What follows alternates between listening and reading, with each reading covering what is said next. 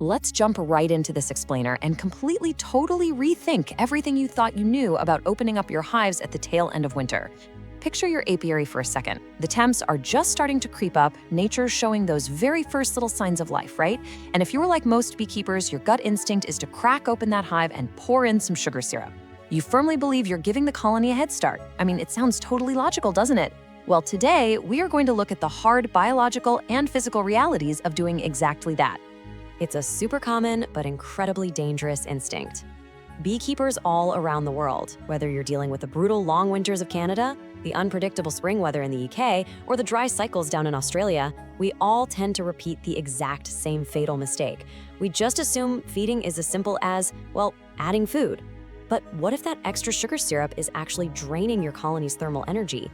What if, instead of helping, it's slowing their biological development and painting this false destructive picture of hive strength that's literally going to cost you your entire harvest?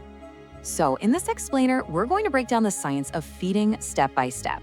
We'll start with the fatal spring mistake, move into hive thermodynamics, compare emergency versus stimulative feeding, look at the 40-day rule, and finally wrap up with swarm prevention. Let's get into it. Section 1. The fatal spring mistake, a costly illusion. Spring is, without a doubt, the absolute most sensitive period for a colony. It's this rigid, high-stakes balancing act between available energy, the size of the brood, and whatever resources are actually out there in nature. So when you just pour syrup into a hive, you really aren't just adding food. You're actually changing the chemical signals within the entire colony. You're altering the queen's behavior. You're forcing the workforce to abandon maintaining their crucial microclimate, making them process carbohydrates instead. It's a radical intervention with a massive biological cost. And hey, the biology of the honeybee, it stays exactly the same no matter where you live. Moving to Section 2, Hive Thermodynamics and Biology, the Physics of the Brood. To really wrap our heads around this biological cost, we have to look at the strict, unbreakable rules of thermodynamics. A bee colony is basically a perfect biological engine, and the brood area absolutely demands a constant temperature right between 34.5 and 35 degrees Celsius. To generate that heat, the colony has to burn energy.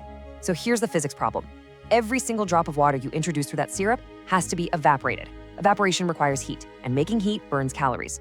If you dump watery syrup in there while the nights are still freezing, you're literally cooling the nest physically. It's kind of like leaving your front door wide open in a blizzard while blasting your furnace. You're forcing the bees into severe metabolic stress just trying to warm their home back up. You see, there are two completely different categories of feeding, and the difference isn't just about how much sugar you use, it's about your ultimate biological goal. Just look at the stark contrast here. Emergency feeding, that is purely about survival. It's saving your investment using thick 2-to-1 syrup that provides zero stimulation to the queen. Then, on the flip side, you have stimulative feeding. This is intentional biological manipulation using thin 1-to-1 syrup, specifically designed to push the queen to lay up to 2,000 eggs a day. Mixing these two strategies up, well, that's exactly where the disasters happen.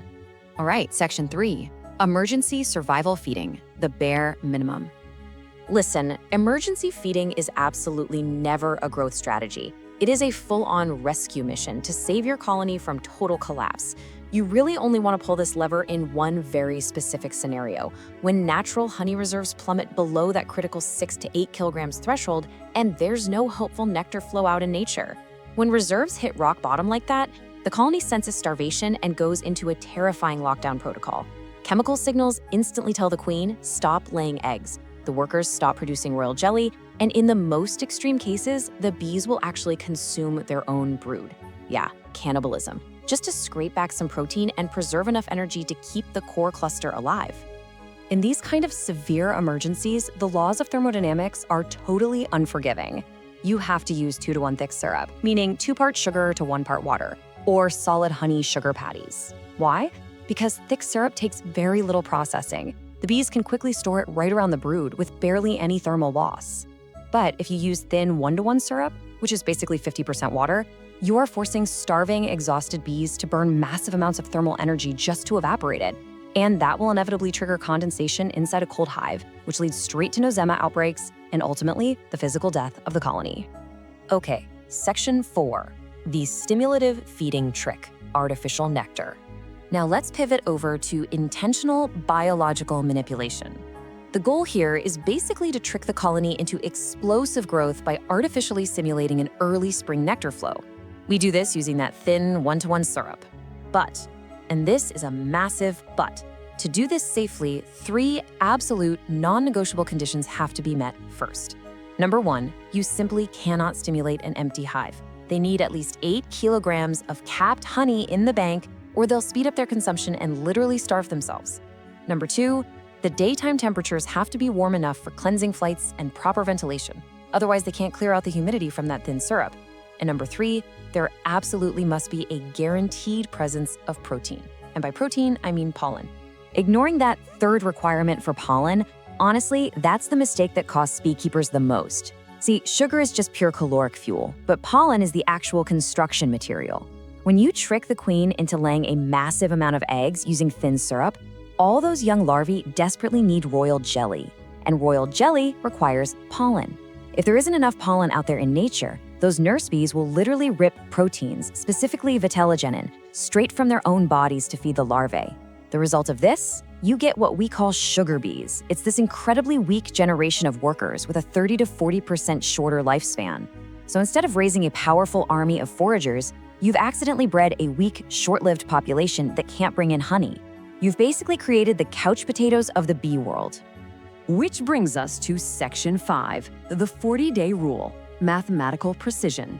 Stimulative feeding requires some really strict discipline. You can't just dump 5 liters of syrup in there all at once and walk away. No, you need precise 200 to 300 milliliter doses given every second or third evening to perfectly mimic natural nectar secretion.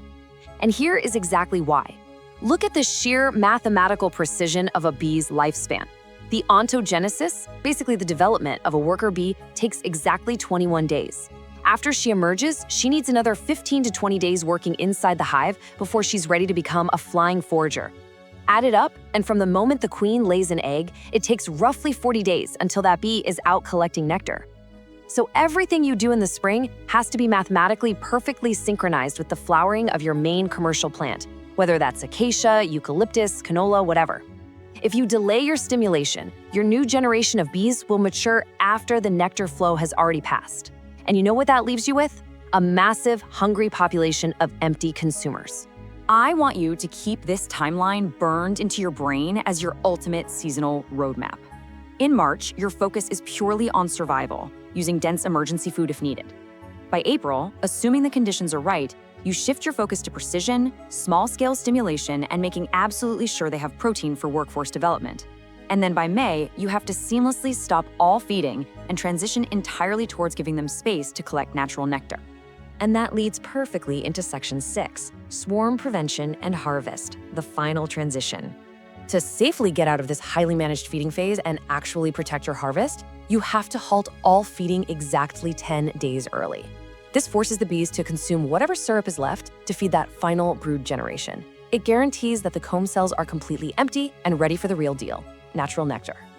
If you don't do this, you risk syrup adulteration, which totally ruins the economic value of your honey. Plus, you absolutely must add honey supers with empty comb and foundation. Think about it. You just stimulated this massive new army of young bees, and they have enormous energy. If you don't give them storage space for nectar and room for wax production, they're going to redirect all that energy right into making queen cells. And having a swarm trigger right before the main flow, that literally means losing your entire production season. So whatever you do, please don't work blindly this spring. Check your reserves, watch the pollen intake, and rigorously monitor those temperature graphs. Oh, and I'd love to hear from you down in the comments. What is your specific method for solving pollen shortages early in the season? Sharing data and figuring out how to adapt these strict biological rules to our own local climates is how we all get better at this. If this deep dive into hive biology brought you some concrete value today, make sure to subscribe, because in our next explainer, we are going to uncover how iodine aggressively destroys pathogens and boosts hive resistance, all without leaving harmful residues behind.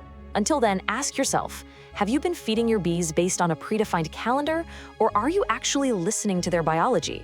Protect your bees, respect the laws of physics, and I will catch you in the next explainer.